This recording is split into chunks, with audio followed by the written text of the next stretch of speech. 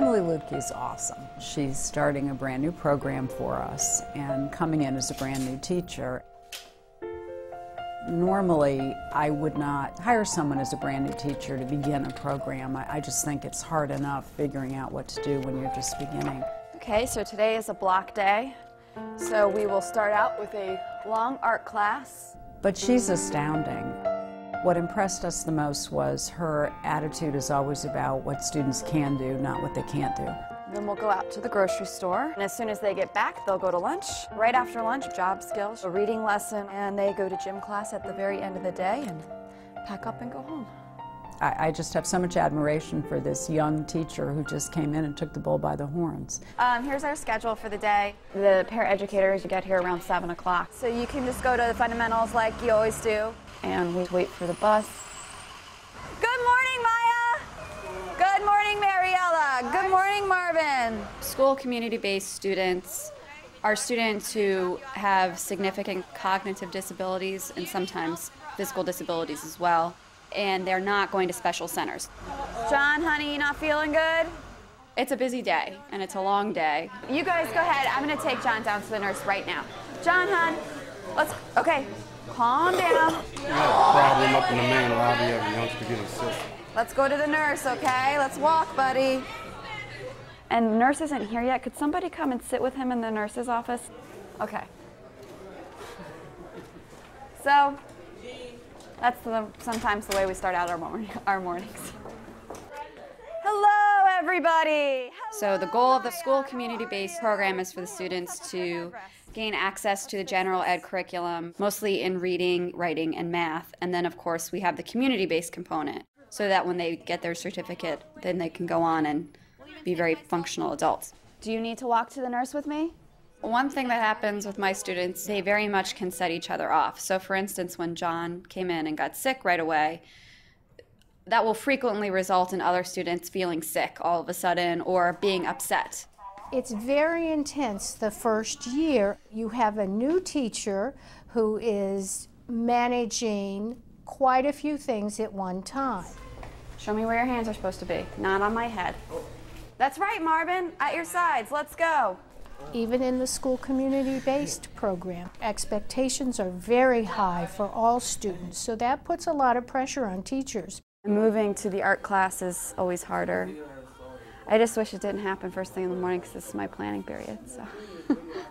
One of the things I always take great pride in with Blake students is how tolerant they are. They're very accepting, they're very tolerant.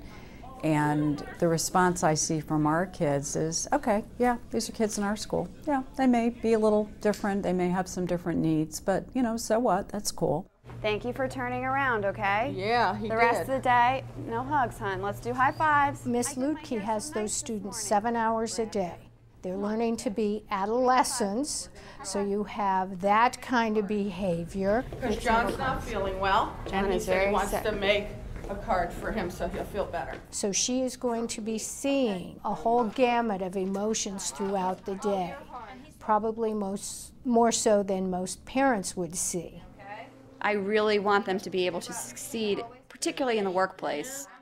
All right, where are we going today? Grocery store. That's right.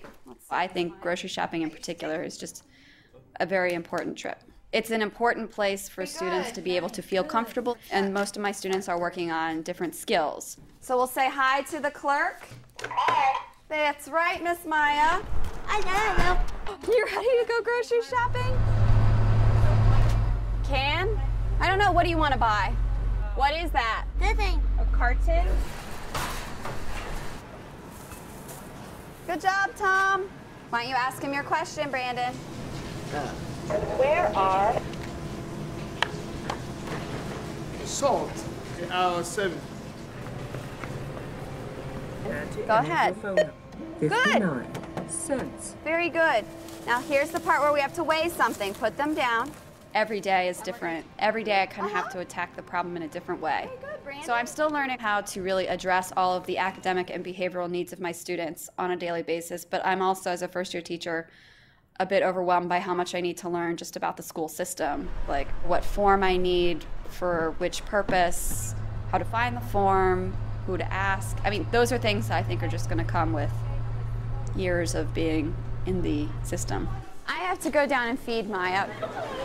I like working with a lot of other adults. It's really nice because they're all very willing to give me feedback on how I'm doing and give me great suggestions. With these kids, sometimes you have to be so creative. And I'll have somebody from InteractCom or the speech pathologist come in and I'll ask her, you know, how can we do this? Something's not working. Someone will have a great idea. So that's what the great thing about it is. The only thing I have trouble with is keeping it all straight. Time management is a major piece that we work with new teachers, because you're not just working with the student who you can mold, but you're also working with another adult who has their idea of what should be going on in the classroom. If I had a goal for the general ed students who come in contact with the school community-based students, my goal is that they learn how to be comfortable talking to someone who's not exactly like they are. I think it's really important to learn that when you're young, that people who have disabilities are just like everybody else. I think I'll take it because I want to make sure it works. You know, and you'll show me how to use it when you come back? Yeah. Mike Walsh has been a very good resource for me. I'm a consulting teacher, and what we do is go into classrooms and support new teachers, novice teachers who are coming in, and we help them learn about Montgomery County's standards of teaching. We help them learn about curriculum. We help them learn the ropes and supply any kind of supports that we can. The intent of all of this is teacher retention. The disruption caused by teachers coming and going certainly impacts the overall effect of our educational process. So we want to attract the very best teachers we can, and then we want to keep them. It's a whole network of people who are dedicated to ensuring Emily's, as well as every other new teacher's, success. It's the Alt-MSA reports. Good, good, good, good, good, good, good. I think the idea behind the Alt-MSA is that students who have disabilities should have access to the general education curriculum. And I think it's critical for the students too, because they want to have benchmarks just like any other student would. Do you stay healthy by eating candy? No, candy's bad. Where's exercise? It's very helpful that my principal and that the staff here is incredibly supportive of this brand new program. That's helped me tremendously. Okay, let's get a good stretch. Mr. Howley has been a great asset to this school and particularly to this program. Not only is he familiar and he knows what their quirks are and he knows how to work with them, but he's also just so enthusiastic. He loves working with school community-based students. 1, 2, 3. 7. Oh yeah! I will have this cookie. I haven't had lunch yet. Watching Maya get on the bus is usually the last thing that happens during my school day. When Maya smiles at you for whatever reason or whenever it is, something's good. Something went right that day. So that's what my classroom looks like at the end of the day. It's a shambles. Today was worse than usual. What they take on is very overwhelming, and there's a special place in heaven for people who teach special education. We need to make sure that we're also providing as many supports as possible for them. I think that's what will keep our first-year teachers, keep Emily specifically, I hope. Stride. Go, Chris, go. Raymond, lift your knees. When I come out here after class, I like to just, joke around with the kids, kind of get in a few laps of running and, just kind of forget about my day for at least 2 hours.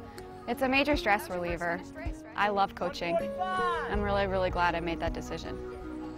At the end of every day, I go home and something crazy might have happened, but I almost always feel like somebody got something out of being in my class that day.